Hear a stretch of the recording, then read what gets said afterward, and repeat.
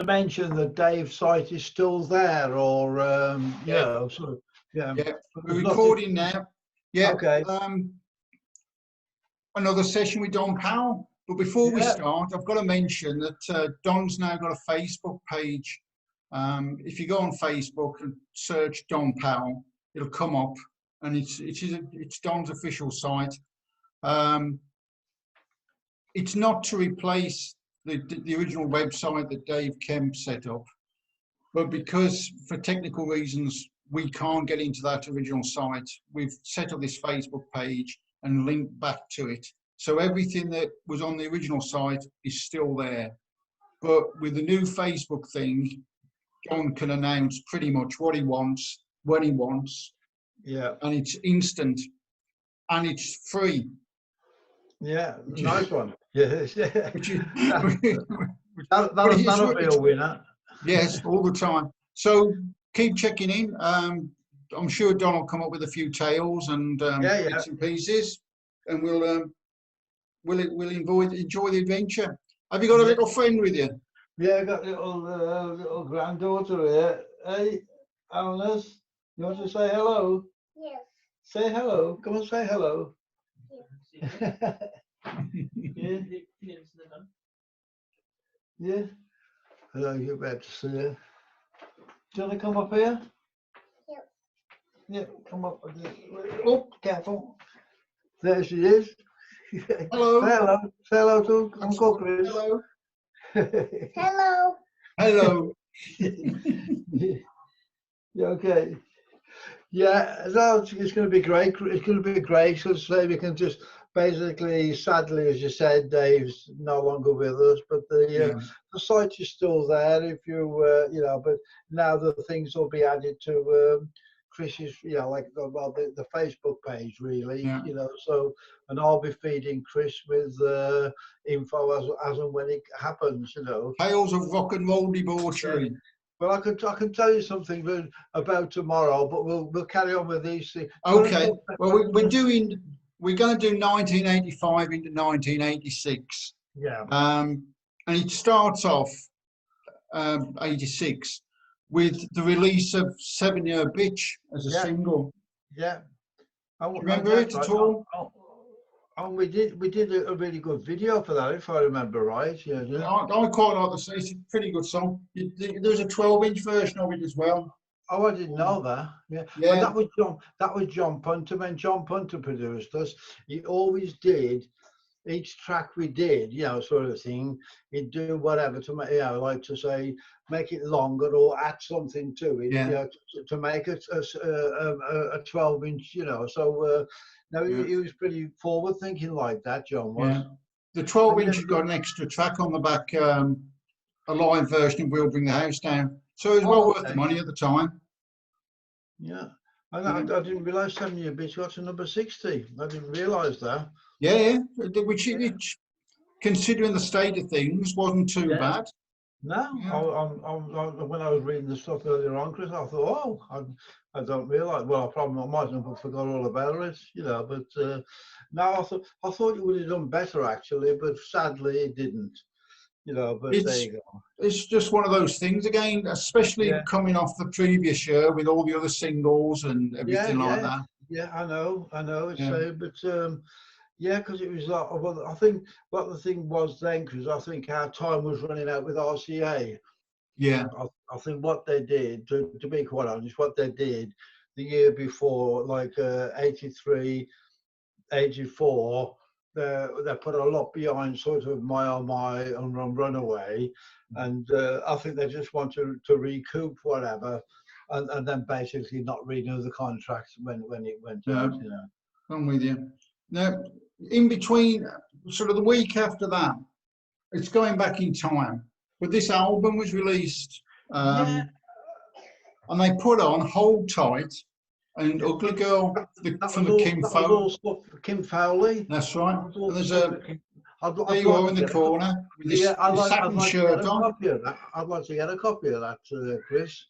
I haven't seen one for ages, so I'm sure it's But yeah, that was all right, because that's when we recorded with Kim Fowley at Regent's Sound in Denmark Street, a tiny studio. Actually, it's where the Stones started, and that's where we did You Better Run.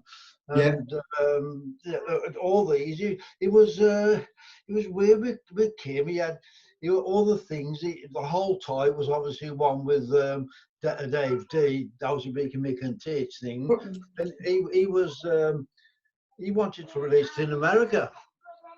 Your version of it. Yeah, he wanted to really, because I think that's what it was. He the thing with Kim. I mean, he was such a plagiarist as well. I mean, unbelievable, sort of thing. And he said we'd do that, and he said, I said I don't. So Dave D probably didn't release it over there. So he's August, he's the grandson. Can you see? Hello. Come forward, can you see? There we go. Say hello to Chris. Oh, no, he's gone. Oh. He wants to play with the computer. Oh. So they call it the adding machine now, sort of the calculator. Yeah. He should be outside playing. He likes to play with that, But that was it. I mean, it was fantastic what we learned with him. I mean, he just didn't care, So well, we'll record that. It doesn't matter, and then we'll release it. Because Dave D didn't, and An Ugly Girl was something I think that we just knocked up in the studio with him. I think it was. It's quite a sort of. It's got quite a few little bits and pieces, sort of strange, some strange, obscure, not even one-hit wonders. They were just. There's the Teenage Love by the Chesternuts, who were Hank Marvin and Bruce Welch before they became the Shadows. Wow, 1958. It's. I'll have to try and get a copy of that, Chris, and mention it to Bruce next time we have one of our lunches. Yes, because Bruce is always there. So here we go. It says it was the five Chesternuts. And the beginning of the musical careers of Hank Marvin and Bruce Welch, along with a bloke called Pete Chester on Vogue, on drums, and a couple of others. They come down to London from Newcastle in '57. That's right, two Geordies. Yeah. See, I mean, Bruce is really interesting when he talks to me about the lunches, which I never realised. Just going off this for a bit, never realised, and. I was asking him if they'd ever toured the States, and they did. Cliff and the Shadows did tour America. He said, but it was like taking coals to Newcastle, because so they did like on the Greyhound bus tours, with like sort of Frankie Avalon, Dean on the Belmont, and all people like that. They said, but we weren't giving them anything new, nothing original. So they'd already got, what we were doing. They already got that, but it better. So we were wasting our time, but they did actually tour America, which I never realised. It's weird, isn't it? It's one of those things where they were so big over here, Cliff and the Shadows, and they just didn't mean anything, did they? No, but like us in a way in the States. I mean, I mean, really, sort of. I mean. Some of those tours we did in the '70s in America, God, it was unbelievable. Anyway. Right. You've then released Mysterious Mr. Jones. Another one that was really lost as well, sort of thing. I mean, I don't know what was happening there. I mean, sort of, really strange. It came out in all sorts, as a sort of forerunner to Rogues Gallery. You're dressed as gangsters. That's it. Don't ask me where that came from. Well, now you sometimes wonder where ideas come from, and then you get ideas. I'm probably going to upset somebody, but who okays them? If somebody comes up to, we're going to do this Mysterious Mr. Jones, so we want you to dress up as gangsters. Do you have any say in that? I really can't remember, Chris, where that came about and why it was, who sort of put that forward. I really don't know where that came from. Well, it ties in, I suppose, with the album, the Rogues Gallery thing. Which we'll talk about that in a bit. That's coming up in this, because the big question mark is the mystery tour that never was. Yeah. But I think that was basically we were just like I don't I can't put the blame on anybody, but I don't think anybody was behind the tour really. We weren't sure whether it was going to be. I bought Was it going to be any good? What was that? Is that 3 tickets for the Odeon, oh, a wow. £5 each. Yeah, so it's 15 quid worth of tickets, and we had to get me refunds. And for some reason, I don't know why, I photostated, tickets, probably in the hope that if it was rearranged, I could go to the box office and say, you know, I bought mine. Where was that for, Chris? Birmingham. Birmingham Odeon. Oh. When it was announced in the papers, we sent the boy out. We used to have a boy. Yeah. We used to say, you know, here's your bus fare, here's the money, go and get the tickets. Well, yeah. I didn't actually realise it went on sale. Yeah. Yeah. That was what all the big outrage was about, because people like myself and others had bought the tickets. Yeah. And then all of a sudden, it just didn't. I don't know why that was. I mean, I'm not putting the blame on anybody, but I really don't know. You hadn't been rehearsing or anything like that, had you? No, we haven't done anything. So it's just we weren't that. I really don't know. I mean, I never realised that that it actually went on sale. Yeah. Yeah, unbelievable. Yeah. 15 quid I had. That was half my mortgage at the time. Yeah. Yeah. I think it was actually. Yeah, love. Happy days there. Oh gosh, don't tell me about it. Yeah. You've had a question here from Steve Classic about Mysterious Mr. Jones and Gloria by Laura Branigan. That is a new one on me. That I've never heard that before. You know, sort of I've honestly never heard that one. Well, I suppose if you hum it. I suppose if you really delve into it, you can sort of see what they mean. You know, but that's a new one on me. I never heard that one before. Right. Yeah. Okay, well, that brings us on to Vogue's Gallery, the album, right? Which here you are, this great rock and roll band with all this history, and you dress up like 4 old blokes. Yeah, I don't know where that idea came from either. You know, so that's weird. That is. But the original title was going to be Partners in Crime. Yeah, which makes sense with the gangster. I suppose that it must have been like that then. But to put that on the sleeve and the lyrics on the back. Yeah. But inside was an advert for Chris Charlesworth's book. All right. But on the back side. I never saw that either. I never saw that. You know, that was, you know, but and it's all got broad stripes, so it's that jail thing, you see. Oh right. Which has got nothing at all to do again with a sleeve. You could buy some great convict shirts as worn by the group. Oh, well, that's a new one on me. £15 they were. Wow. That's a new one on me. You were raking it in there, Don, with your merch. Yeah, pretty good. I was talking about that. I was reading, I say not recently, some last year I think it was, on the Stones. When I was reading that particular American tour that the Stones did, just from merchandising alone, they each earned $1 million. Just each of the Stones earned $1 million just from merchandising. It's mad, you know. But it's like when we went to see Kiss here, you know, in Denmark. You know, when I got to sort of see, you got to spend time with them all. You should see the size of their merchandising sort of setup. Unbelievable. Yeah. And you know, I don't know if I told you this. What they did like an unplugged about about 5 in the afternoon, but and everybody had to pay. It's a lot of money. You know, they only invited 30 people. You know, it was a grand. It was a grand each, a grand ticket to go in, and that just went to their back pockets. Yeah, they just did 45 minutes or something like that, like an unplugged thing. You know, it actually was quite good. It was quite good, I will say that. But You know, no costumes, no makeup or anything. no, but It was you really think good. of the sort of the opportunities you missed out of like that. I mean, you could have charged people to come and see you doing your warming up. Yeah, You yeah. sit, you Yeah, I know, mean, lots of things that went on. But did I tell you about that when I went? You know, because their tour manager was there, and he arranged to go in. I says, "Don't tell them that I'm here."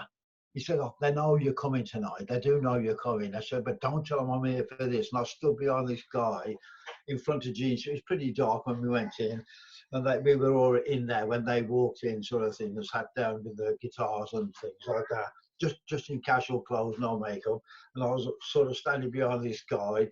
And then Gene Simmons says, do you want to, anybody got any questions? And I lean round and I says, are you going to play any Slade songs tonight? And he just says, we knew you were here. And he says, Paul, he says, look who's here. And Paul shouted, Don. And they started jamming Run Away. brilliant. And apparently it was on YouTube for a while, or one of those things for a while. Yeah, but I never saw it, but apparently it was on for a while. But they're just great blogs. There's only Gene Simmons and Paul Stanley, the originals, you know, from when we toured America with them in the 70s, you know. I saw them on their first UK tour. And to be honest, I walked out. It's one of the few gigs I ever walked out of. Really? Yeah, the sound was appalling. Really? Where was that, Chris? Where was it? Birmingham Odeon. Oh, wow. You know. Birmingham Odeon, and they weren't allowed to do all the pyrotechnic stuff. What they did was sort of very subdued. So they did all the announcements that, you know, good evening Birmingham and blah, blah, we're Kiss, and pretty soon we're going to get this place hotter than hell. But the council won't allow us to do it, so, you know. Yeah, I mean, well, they did when we saw them. It's the loudest bombs I've ever heard. I mean, it actually made me jump, you know, sort of thing when they went off, when they came on. But it was everything you expected. It was almost like you're at the pantomime stand, you wanted to shout, he's behind you, sort of thing. They're sort of a very divisive band, aren't they? They're one of those that you either like them. Yeah, it's one of those things, you know. It's like there's a Slade fan. There's a Slade fan out there. I'll say hello to him, Peter Farrington, who hates Kiss, and he'll understand. He hates them. So Anyway, right. Where are we? What do you think of the album? Let's get back on track. What do you think of the album? There's lots of sing. You know, what we got. Oh, I mean. It was a bit strange, sort of like we had a great time making it. Yeah. You know, really enjoyed recording it, but it's sort of, I don't know what it was. It sort of it didn't sit with people. You know, even with the record company, really. No. You know, they didn't really. Yeah, you know what I mean. It didn't really sit with the with everybody. There's some good tunes on it. There's some good things on it. You know, sort of the stuff you can whistle if you need to. Yeah. But it was, I don't know, perhaps it's that John Hunter thing where everything went a little bit smooth. Yeah, I think that's what it was. You know, I think it was sort of we needed a bit more success, you know, to sort of before we released it, because you know it was it sort of like crept out. Like I said, some good tunes on it. Yeah. But the thing is, that's the things we did with John Punter, you know, and he used to take a long time. But I mean, that's what it was, you know. He's very meticulous about doing certain things, you know. But anyway, there we go. The Little Sheila was released. You had another 45 in America and Europe. They released Little Sheila as a single, which is but it didn't do anything. But they didn't release it over here, but they released it in America. Yeah, and I didn't know that, Chris. I didn't realise they did that, you know. But Next thing that you came up with, which is fairly current, because it's back in the what's it, isn't it? Available on download now. Crackers. Oh, the Crackers, yeah. I mean, I think that took less than a week to record. Yeah, I mean, we just went in and banged it out. Originally we just went in and just you know, sort of 1, 2, 3, go, and it was Yeah. we really just banged it out, you know. So do you enjoy doing it? Yeah, because it was how I like to record. We just went in and played. Yeah. You know, there was no thinking. You know, just went in and played like we used to do when we first started. Yeah. You know, sort of things. You know, and now it was, you know, it was yeah. Well, you did. I mean, you did the song that's played every year now, "Old Lang Syne," or "You'll Never Walk Alone," and that's every New Year's Eve. That's on BBC. But our Nobody version, knows it's you. Really, I didn't know it was our version that played. Did you know? Yeah. Oh gosh, yeah. That's new to me. They have all the fireworks and everything like that. They go sort of a bit of a silence, and then Nod just comes in with, you know, should all acquaintance. I didn't realise that. Yeah, because because I mean, the same over here, we have all the fireworks and everything come midnight. I mean, the sky just lights up. Yeah, it's midnight over here. Yeah. You know, well, they do it sort of around sort of the London Eye and all that sort of thing. Yeah, okay. Everybody's by the Thames, and then obviously it's all nice and Old Lang Syne, and then you go you into You Never Walk Alone, and everybody goes bonkers. I didn't realise that. You know. Yeah. See, but nobody knows it's you. That's the thing. Yeah, great. Yeah. I don't think. Well, also yeah. And do you believe in miracles? I think it was sort of like we were clutching our straws then, you know, Chris. You know, sort of. Do you think, and you can upset people because it's all about Bob Geldof sort of thing? Yeah. It was a very late attempt to get onto the Band-Aid thing. Yeah, I think it was, but I mean, it was always you did double singles, double 12-inch singles, unsealed, one for the fans, unsealed. That would be on eBay. But yeah, I mean, I think sort of we were just sort of still trying to cash in on the my type thing, if you know what I mean, sort of thing. And it had happened once, and that was it, you know. And and that was the year after, you know. I think we were about to sort of go to America and all that kind of thing. But we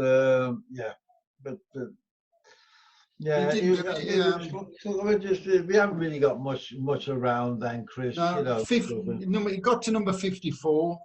And it's got the My Swing version. You had nothing to. You didn't get involved in that, did you? No, nothing to do with us. That was what was his name now? Monty Babson. That's it. He was something to do with Colin Newman. Oh right. You know, so yeah. Okay. Right, and amazingly enough, Merry Christmas was put out again. Yeah. On a 12-inch single.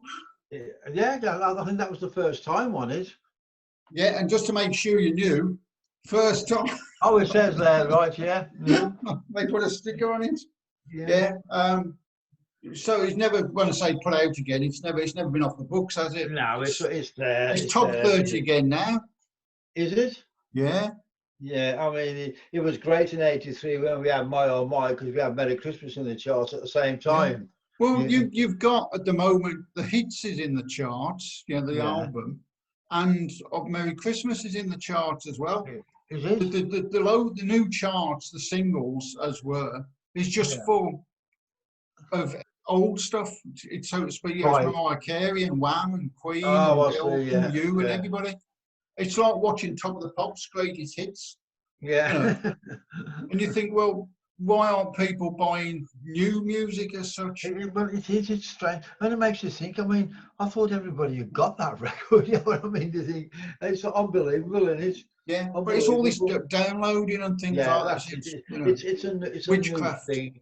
It's a new thing these days, and it's just unbelievable. Yeah. I mean, what happened to horseless carriages? It's a different scene. Well, it's always.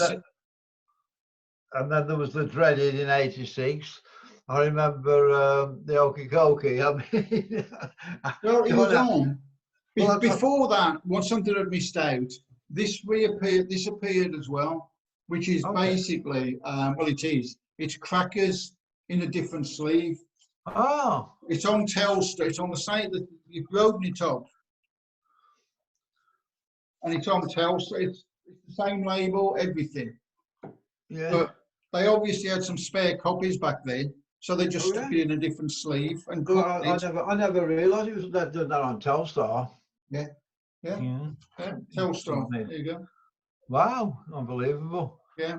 So they stuck that out again, and just put it in a different sleeve, took knot off with his balloon, and put all of you on.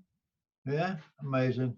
Yeah. I But never no, saw that. the Okie Kokie on Yeah, that was funny. No, but I mean, we're obviously at a loose end there when we did that. We just knocked it up in the studio. You know what I mean? Yes. And I'll tell you what was incredible.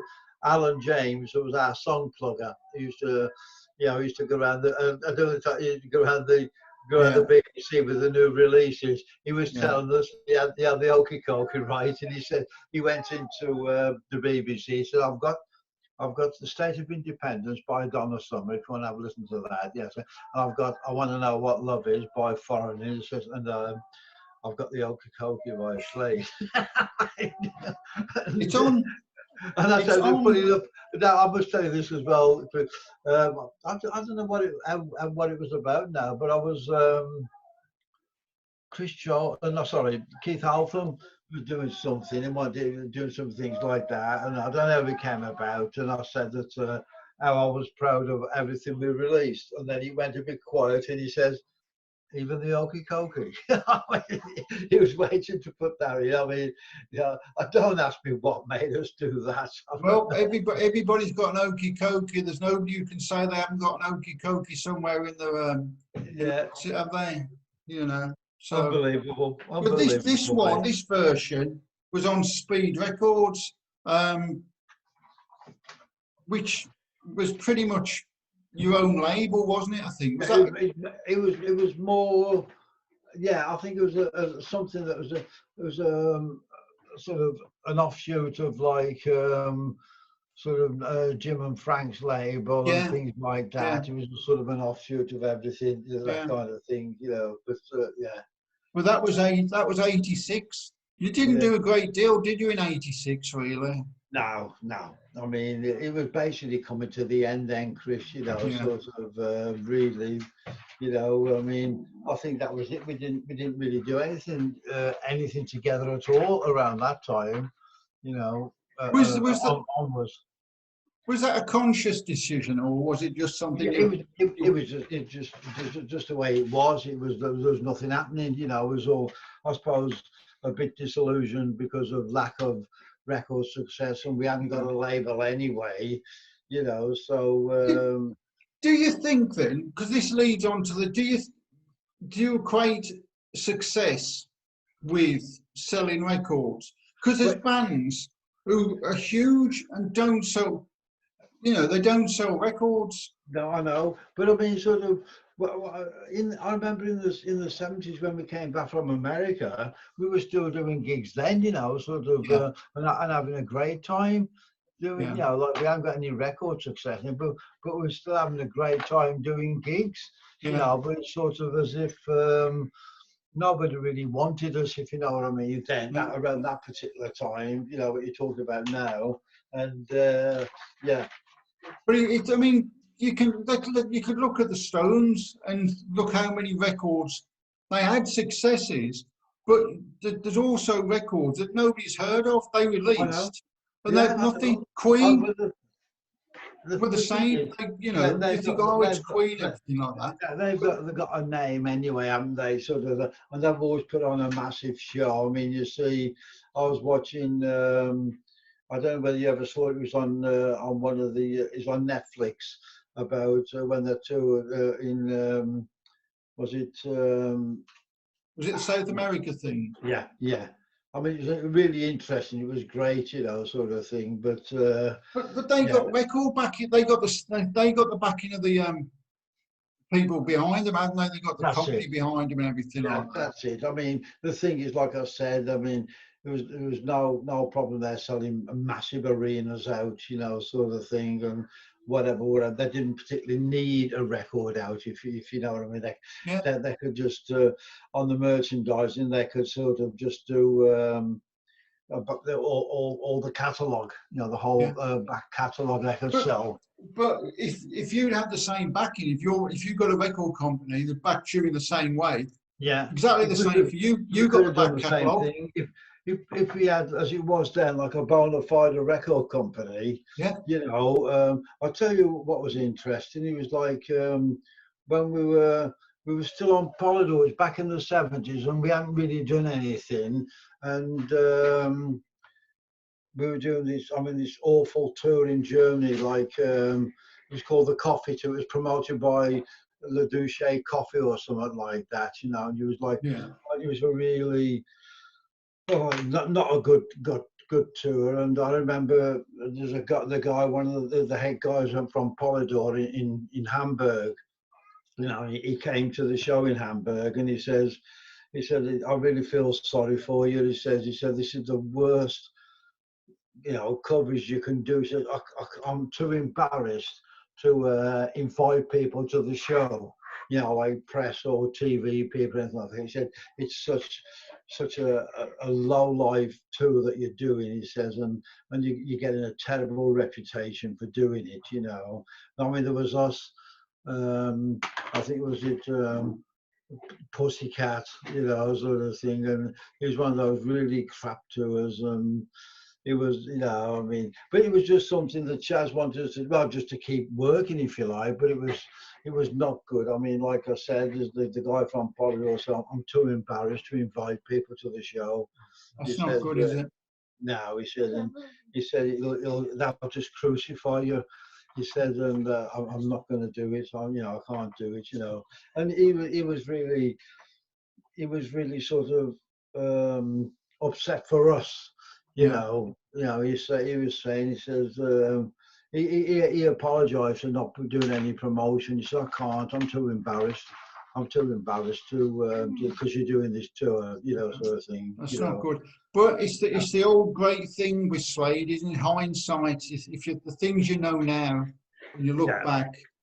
It's like, I think the classic really is America, Chris. Yeah. Yeah, I mean, really, it's like, we shouldn't have slogged our guts out over there like as much as we did like that. I mean, should you have done the Beatles and stopped touring and concentrated on the recordings? Well, I don't know. We could have done the odd thing, you know, sort of the odd tour, and sort of like say a European tour once a year, and you know, a British tour sort of thing, and like you say, sort of concentrate on everything else, you know, sort of. Recording as well, you know, but I mean, you know, it was just like, I mean, and when we did like the Chicken in the Basket, the Bailey's clubs, I mean, you know, I mean, that was something else. Yeah, it's hindsight again, Don. Yeah, it is, you know, but there you go. Yeah. Right, I think we'll call it a day for that. Yeah, but we can carry on talking, can't we, Chris? I mean, I'll stop the recording. So excellent as ever. Thank you very much indeed. Good one, Chris. You know, but yeah, it's a funny time.